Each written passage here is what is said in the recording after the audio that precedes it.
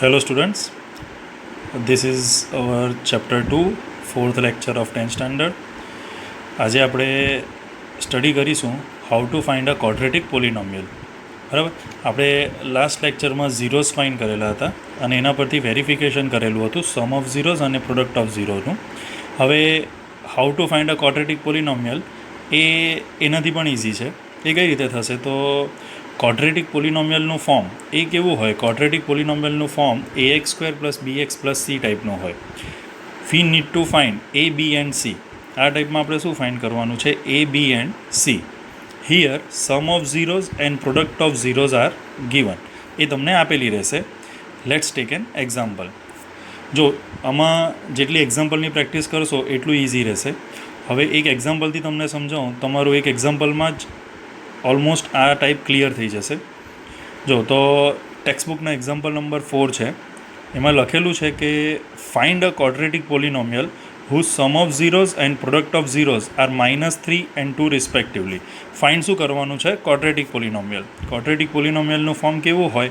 ax square plus bx plus c ટાઈપનું. આ ટાઈપમાં તમને સમ ઓફ ઝીરો અને પ્રોડક્ટ ઓફ ઝીરોઝ આપેલું હોય છે. સમ ઓફ ઝીરોને ગુજરાતીમાં શૂન્યોનો સરવાળો અને પ્રોડક્ટ ઓફ ઝીરોને ગુજરાતીમાં શૂન્યોનો ગુણાકાર કહેવાય છે. હવે આ ટાઈપમાં પહેલાં આપણે સમ ઓફ ઝીરોને જોવાનું છે. તો સમ ઓફ ઝીરોઝ એ કેટલું છે? -3. તો અહીં કઈ રીતે લખાશે? સમ of zeros is equal two -3. હવે આપણે ઇક્વેશન કરેલા હતા. સમ ઓફ ઝીરોઝ એટલે -b/a અને પ્રોડક્ટ ઓફ ઝીરોઝ એટલે c/a. તો સમ ઓફ ઝીરોઝ એટલે કે -b/a ઇઝ ઇક્વલ ટુ -3. બરાબર, નીચે કંઈ નથી એટલે શું લખાશે? 1 ઇઝ ઇક્વલ ટુ શું લેવાનું છે? કે એક કોન્સ્ટન્ટ છે. બરાબર, હવે -b is equal to -3k. બરાબર, અને a is equal to 1k. તો -b is equal to -3k, a is equal to 1k. આ માઇનસ માઇનસ કટ થાય છે. તો b is equal to 3k and a is equal to k. આટલું તમને idea આવ્યો પહેલાં? એટલે સમ ઓફ ઝીરોમાંથી આપણને a અને b મળશે અને પ્રોડક્ટ ઓફ ઝીરોમાંથી આપણને c મળશે. તો હવે પ્રોડક્ટ ઓફ ઝીરોઝ જોઈએ. તો પ્રોડક્ટ ઓફ ઝીરોઝ એ કેટલું આપેલું છે? 2. પ્રોડક્ટ ઓફ ઝીરોઝનું ઇક્વેશન શું છે? c/a is equal two 2. નીચે કંઈ નથી એટલે 1. આમાં આપણે કે સપોઝ નથી કરવાનો. આમાં સિમ્પલી આપણને એની જે વેલ્યુ મળે તે મૂકી દેવાની છે. એટલે કે c અપોન એ કેટલો છે એ આપણને અહીં મળ્યો કે. તો એની જગ્યાએ શું લખવાનું છે? કે ઇઝ ઇક્વલ ટુ 2 અપોન 1 લખો તો પણ ચાલશે, નહીં લખો તો પણ ચાલશે. હવે c ઇઝ ઇક્વલ ટુ આ કે અહીંયા મલ્ટીપ્લાય થશે. જે બી એની વેલ્યુ મૂકો તમે તે અહીંયા મલ્ટીપ્લાય થશે. તો આ કેટલું થશે? ક્રોસ મલ્ટિપ્લિકેશન 2 × k એટલે કે 2k. તો c મળી ગયો 2k. આપણે આમાં a b અને c જ ફાઇન્ડ કરવાનું છે. બરાબર, તો ક્વોડ્રેટિક પોલિનોમિયલનું ફોર્મ કેવું હોય છે? ax square plus bx plus c is equal to એની વેલ્યુ કેટલી મળી? k into x square plus બીની વેલ્યુ કેટલી મળી? 3k into x plus c કેટલો મળ્યો? 2k. બરાબર, હવે બધામાંથી k કોમન નીકળે તો બ્રેકેટમાં શું બચે? X square plus 3x plus 2 where k is not equal to 0. Because જો k 0 થઈ જાય તો તમારું ક્વોડ્રેટિક પોલિનોમિયલ 0 થઈ જાય. આ ટાઈપ છે અહીં. બરાબર, હવે આપણે આમાં હજી 2-3 પ્રોબ્લેમ્સ કરીએ, ક્વેશ્ચન કરીએ, એટલે જે સ્ટુડન્ટ્સને હજી ડાઉટ હોય તે વધારે ક્લિયર થાય. એક્ઝામ્પલ એક જ છે. એક્સરસાઇઝમાં બીજા સમ છે. તો એક્સરસાઇઝ 2.2નો ક્વેશ્ચન 2 છે. ક્વેશ્ચન સેમ જ છે. Find a quadratic પોલિનોમિયલ whose sum of zeros and product of zeros are given. હવે આ ક્વેશ્ચનમાં સમ ઓફ ઝીરોઝ આપણને આપેલું છે 1/4 અને પ્રોડક્ટ ઓફ ઝીરોઝ આપણને આપેલું છે -1. સ્ટેપ્સ બધા એ જ રહેશે. સ્ટેપ્સમાં કોઈ ચેન્જ થવાનું નથી. તો sum of zeros is equal to 1/4. Sum of zeros કેટલો થાય?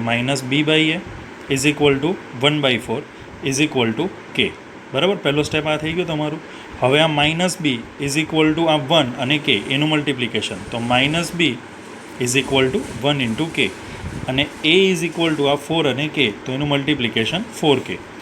આ માઇનસ અહીંયા આવશે એટલે b is equal to -k થાય. કારણ કે 1 તો આપણે કન્સિડર કરતા નથી. 1 × k જ થશે.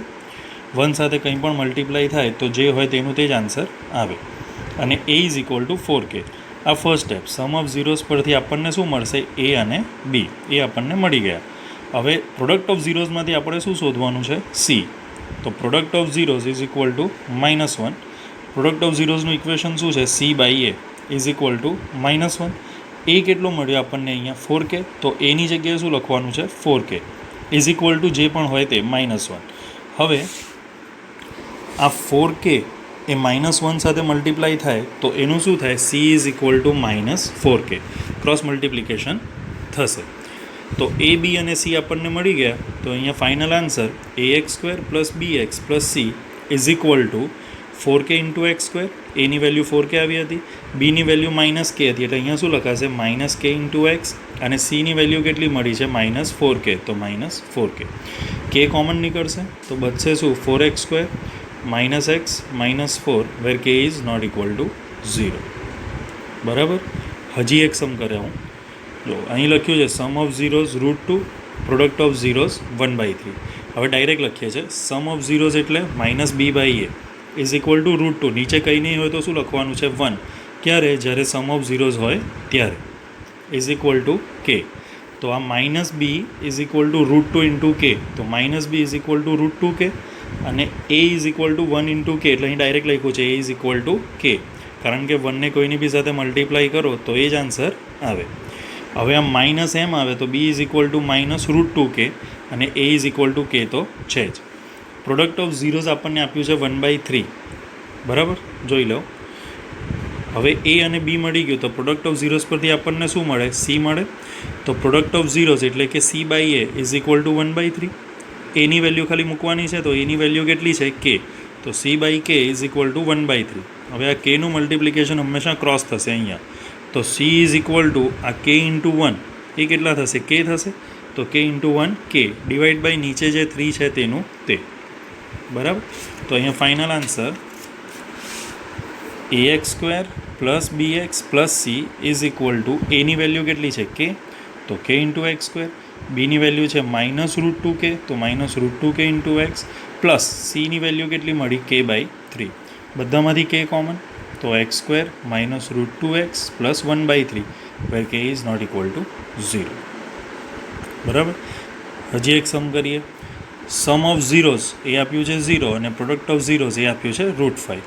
તો સમ ઓફ ઝીરોઝ કેટલું થાય, -b/a ઇઝ ઇક્વલ ટુ 0. નીચે કંઈ નથી એટલે શું લખવાનું છે 1 in case of sum of zeros is equal to k. તો -b is equal to 0k, અને a is equal to 1 into k એટલે કે k.